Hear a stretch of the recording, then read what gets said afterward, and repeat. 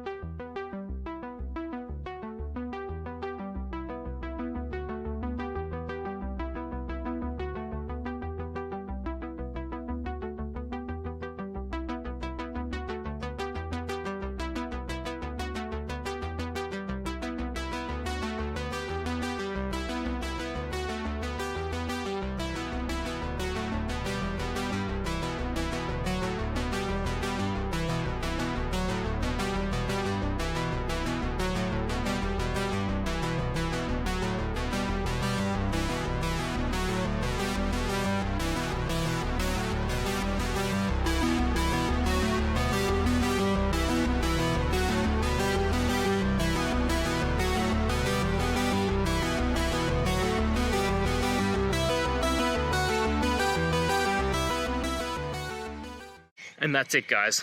I hope that video helped find the resolution you're looking for. If it did, please, I'd appreciate it if you could hit subscribe. Until the next time you need more technical help, I hope you have a good one. Cheers.